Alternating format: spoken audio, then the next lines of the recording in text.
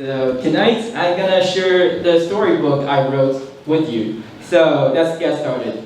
Storybook title: Thinking When Thinking Makes the Thinking Owl, written by Brendan Hall. You should be quiet, said Grumpy Raven. Owl felt confused. Quiet? A big question mark popped up in his head. Why can't a student talk during any class? Doubted the owl.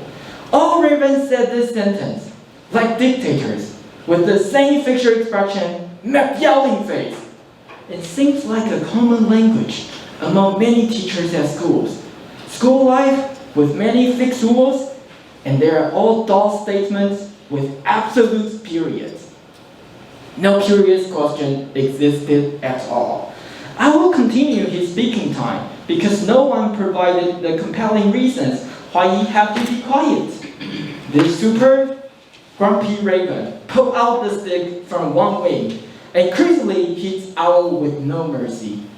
All his feathers were swirling outside, and he was experiencing storms with the torrential rain pouring down inside. From that day, he never spoke again. Another day, while he was spacing out in his own universe, one gloomy raven ridiculed him. Why could you space out like that? Said gloomy raven. Do you have a quiet monk practicing meditation for over 100 years in your belly? Quiet Owl was shocked like a stone. All pigeons cracked up at this moment, except Owl looking down at the floor and looking for an underground tunnel to escape from this concentration camp. He suffered inside, without even one word left. It's a crime school here.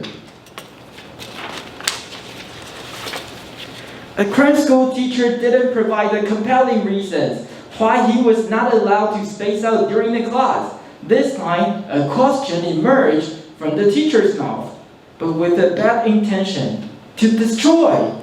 At home, the nightmare came like a tsunami.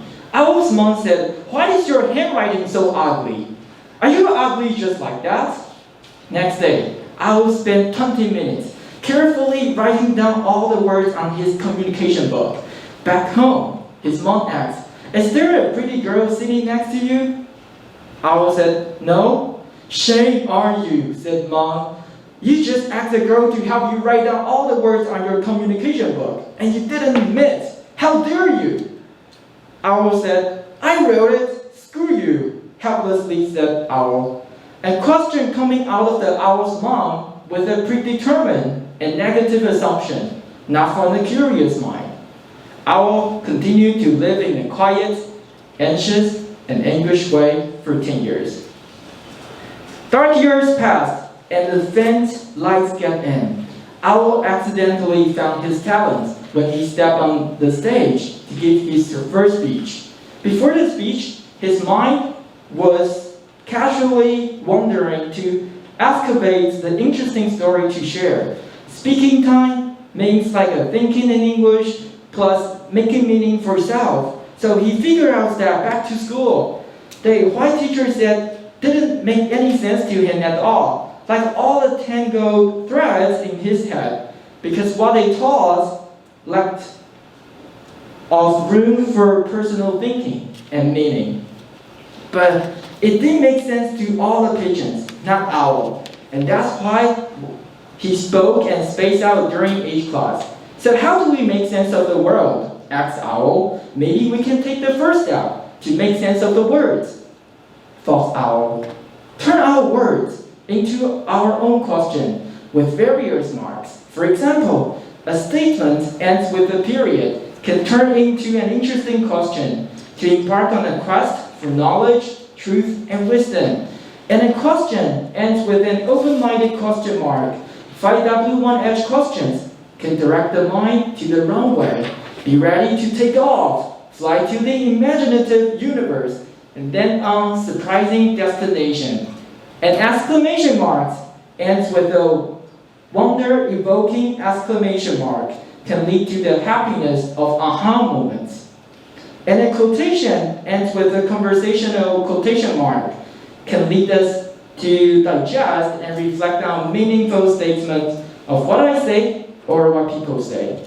For Owl, language is like a pair of wings.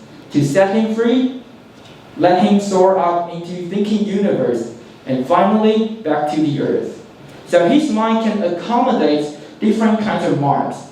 Now, Owl's accumulated sufferings in the past are transformed into momentum now. Freedom of speech, freedom of thought, freedom of self are in the air. Owl finally finds his way why, and he has compelling reasons to be guardian in his English class.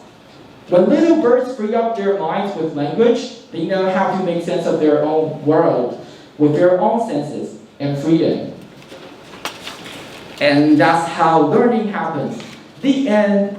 Okay, so this story I just want to share. When people actually, we all have some moments that we feel down, and how language can actually work for you, can help you to go through this trouble. And for me, language, especially reasoning, we sometimes need to ask our why and to try to push ourselves to try to find out the reasons, and that's the most compelling part.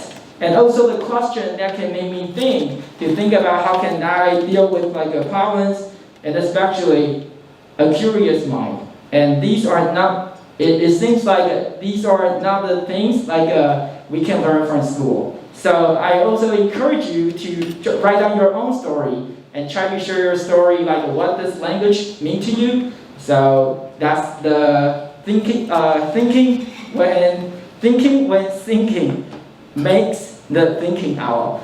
Also the thinking and thinking. Sometimes, Chinese student, we try to mispronounce thinking and thinking. That means, yeah. So that's the dumb moment, thinking moment. Okay. So that's all for today. So back to TNE.